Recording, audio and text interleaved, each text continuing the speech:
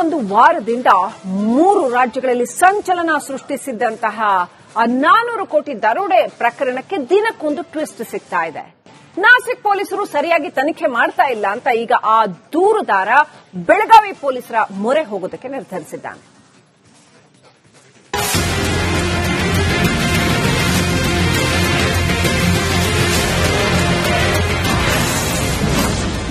ಕೋಟಿ ದರೋಡೆ ಕೇಸಲ್ಲಿ ಟ್ವಿಸ್ಟ್.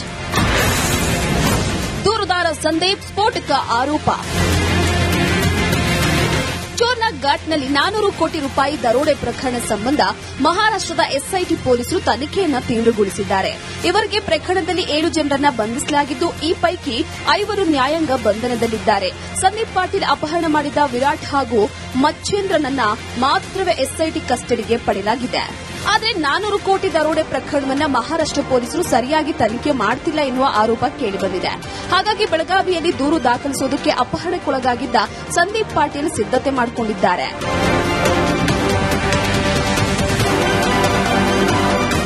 ಮತ್ತೊಂದು ಕಡೆ ಕಳೆದೊಂದು ವಾರದಿಂದ ಮಹಾರಾಷ್ಟದ ನಾಸಿಕ್ನಲ್ಲಿ ಬೀಡು ಬಿಟ್ಟಿದ್ದ ಬೆಳಗಾವಿ ಪೊಲೀಸರಿಗೆ ನಾಸಿಕ್ ಪೊಲೀಸರು ಸರಿಯಾಗಿ ಸ್ಪಂದಿಸುವ ಕೆಲಸ ಮಾಡುತ್ತಿಲ್ಲ.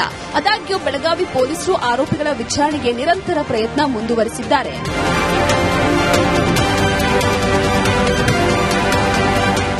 ಇನ್ನು 400 ಕೋಟಿ ದರೋಡೆ ಪ್ರಕರಣದ ಪ್ರತ್ಯಕ್ಷದರ್ಶಿಗಳಿಗಾಗಿ ಪೊಲೀಸರು ಹೆಣಗಾಡುತ್ತಿದ್ದಾರೆ. ಈವರೆಗೂ ಯಾವ ಮಹತ್ವದ ಐ ವಿಟ್ನೆಸ್ ಮಹಾರಾಷ್ಟದ ಎಸ್ಐಟಿ ಪೊಲೀಸರಿಗೆ ಸಿಕ್ಕಿಲ್ಲ. ಕೃತ್ಯ ನೋಡಿದವರು, ಹಣ ಕಳೆದುಕೊಂಡವರು ಯಾರೂ ದೂರು ನೀಡುತ್ತಿಲ್ಲ. ಸಂದೀಪ್ ಪಾಟೀಲ್ ಹೇಳಿಕೆಯ ಆಧಾರದ ಮೇಲೆ ಮಾತ್ರ ಸದ್ಯ ತನಿಖೆಯನ್ನ ಮುಂದುವರೆಸಲಾಗಿದೆ.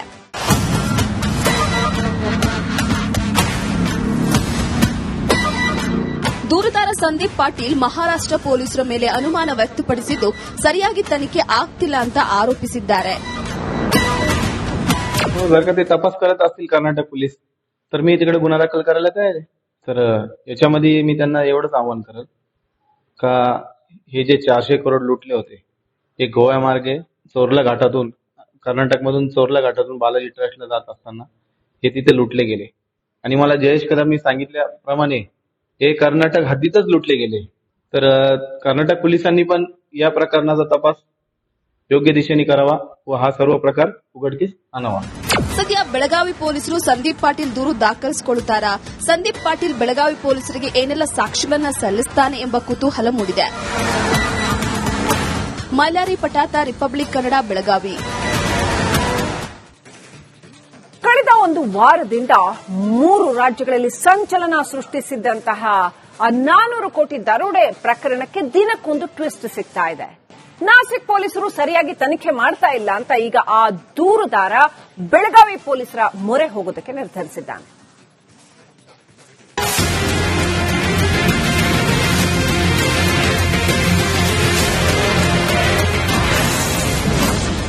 ಕೋಟಿ ದರೋಡೆ ಕೇಸಲ್ಲಿ ಟ್ವಿಸ್ಟ್. ದೂರುದಾರ ಸಂದೀಪ್ ಸ್ಫೋಟಕ ಆರೋಪ. ಚೋರ್ನಾ ಘಾಟ್ನಲ್ಲಿ 400 ಕೋಟಿ ರೂಪಾಯಿ ದರೋಡೆ ಪ್ರಕರಣ ಸಂಬಂಧ ಮಹಾರಾಷ್ಟದ ಎಸ್ಐಟಿ ಪೊಲೀಸರು ತನಿಖೆಯನ್ನ ತೀವ್ರಗೊಳಿಸಿದ್ದಾರೆ. ಇವರಿಗೆ ಪ್ರಕರಣದಲ್ಲಿ 7 ಜನರನ್ನ ಬಂಧಿಸಲಾಗಿದ್ದು, ಈ ಪೈಕಿ 5 ನ್ಯಾಯಾಂಗ ಬಂಧನದಲ್ಲಿದ್ದಾರೆ. ಸಂದೀಪ್ ಪಾಟೀಲ್ ಅಪಹರಣ ಮಾಡಿದ ವಿರಾಟ್ ಹಾಗೂ ಮಚ್ಚೇಂದ್ರನನ್ನ ಮಾತ್ರವೇ ಎಸ್ಐಟಿ ಕಸ್ಟಡಿಗೆ ಪಡೆಯಲಾಗಿದೆ. ಆದರೆ 400 ಕೋಟಿ ದರೋಡೆ ಪ್ರಕರಣವನ್ನ ಮಹಾರಾಷ್ಟ್ರ ಪೊಲೀಸರು ಸರಿಯಾಗಿ ತನಿಖೆ ಮಾಡ್ತಿಲ್ಲ ಎನ್ನುವ ಆರೋಪ ಕೇಳಿಬಂದಿದೆ. ಹಾಗಾಗಿ ಬೆಳಗಾವಿಯಲ್ಲಿ ದೂರು ದಾಖಲಿಸುವುದಕ್ಕೆ ಅಪಹರಣಕ್ಕೊಳಗಾಗಿದ್ದ ಸಂದೀಪ್ ಪಾಟೀಲ್ ಸಿದ್ದತೆ ಮಾಡಿಕೊಂಡಿದ್ದಾರೆ.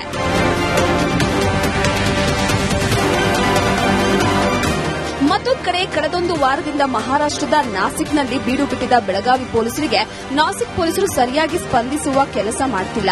ಆದಾಗ್ಯೂ ಬೆಳಗಾವಿ ಪೊಲೀಸರು ಆರೋಪಿಗಳ ವಿಚಾರಣೆಗೆ ನಿರಂತರ ಪ್ರಯತ್ನ ಮುಂದುವರೆಸಿದ್ದಾರೆ.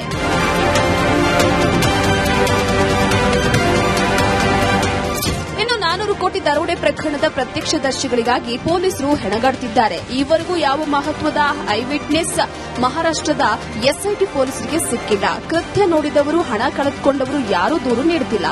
ಸಂದೀಪ್ ಪಾಟೀಲ್ ಹೇಳಿಕೆಯ ಆಧಾರದ ಮೇಲೆ ಮಾತ್ರ ಸದ್ಯ ತನಿಖೆಯನ್ನ ಮುಂದುವರೆಸಲಾಗಿದೆ.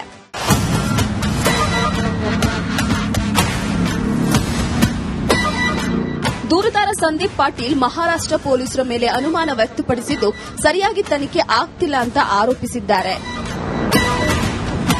जर का ते तपास करत असतील कर्नाटक पोलीस तर मी तिकडे गुन्हा दाखल करायला तयार आहे. तर याच्यामध्ये मी त्यांना एवढंच आवाहन करेल का हे जे 400 करोड लुटले होते हे गोव्यामार्गे चोरला घाटातून कर्नाटकमधून चोरला घाटातून बालाजी ट्रस्टला जात असताना हे तिथे लुटले गेले आणि मला जयेश कदमनी सांगितल्याप्रमाणे हे कर्नाटक हद्दीतच लुटले गेले.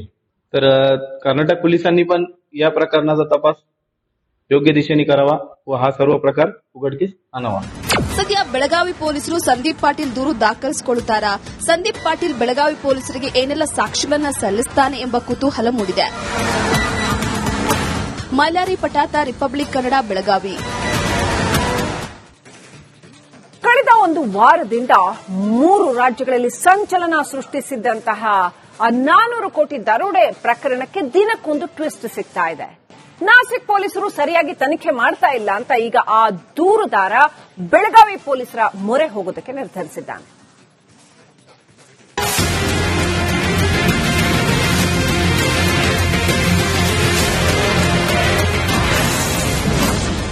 ಕೋಟಿ ದರೋಡೆ ಕೇಸಲ್ಲಿ ಟ್ವಿಸ್ಟ್. ದೂರುದಾರ ಸಂದೀಪ್ ಸ್ಫೋಟಕ ಆರೋಪ. ಚೋರ್ನಾ ಘಾಟ್ನಲ್ಲಿ 400 ಕೋಟಿ ರೂಪಾಯಿ ದರೋಡೆ ಪ್ರಕರಣ ಸಂಬಂಧ ಮಹಾರಾಷ್ಟದ ಎಸ್ಐಟಿ ಪೊಲೀಸರು ತನಿಖೆಯನ್ನ ತೀವ್ರಗೊಳಿಸಿದ್ದಾರೆ. ಇವರಿಗೆ ಪ್ರಕರಣದಲ್ಲಿ 7 ಜನರನ್ನ ಬಂಧಿಸಲಾಗಿದ್ದು, ಈ ಪೈಕಿ 5 ನ್ಯಾಯಾಂಗ ಬಂಧನದಲ್ಲಿದ್ದಾರೆ.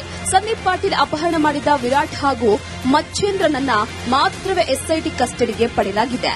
ಆದರೆ 400 ಕೋಟಿ ದರೋಡೆ ಪ್ರಕರಣವನ್ನ ಮಹಾರಾಷ್ಟ್ರ ಪೊಲೀಸರು ಸರಿಯಾಗಿ ತನಿಖೆ ಮಾಡುತ್ತಿಲ್ಲ ಎನ್ನುವ ಆರೋಪ ಕೇಳಿಬಂದಿದೆ. ಹಾಗಾಗಿ ಬೆಳಗಾವಿಯಲ್ಲಿ ದೂರು ದಾಖಲಿಸುವುದಕ್ಕೆ ಅಪಹರಣಕ್ಕೊಳಗಾಗಿದ್ದ ಸಂದೀಪ್ ಪಾಟೀಲ್ ಸಿದ್ದತೆ ಮಾಡಿಕೊಂಡಿದ್ದಾರೆ.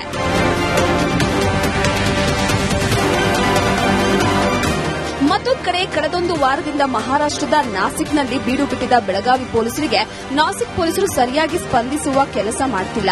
ಆದಾಗ್ಯೂ ಬೆಳಗಾವಿ ಪೊಲೀಸರು ಆರೋಪಿಗಳ ವಿಚಾರಣೆಗೆ ನಿರಂತರ ಪ್ರಯತ್ನ ಮುಂದುವರೆಸಿದ್ದಾರೆ.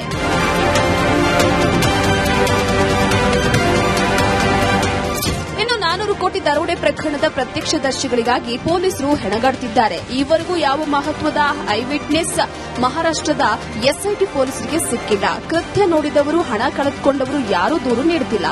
ಸಂದೀಪ್ ಪಾಟೀಲ್ ಹೇಳಿಕೆಯ ಆಧಾರದ ಮೇಲೆ ಮಾತ್ರ ಸದ್ಯ ತನಿಖೆಯನ್ನ ಮುಂದುವರೆಸಲಾಗಿದೆ.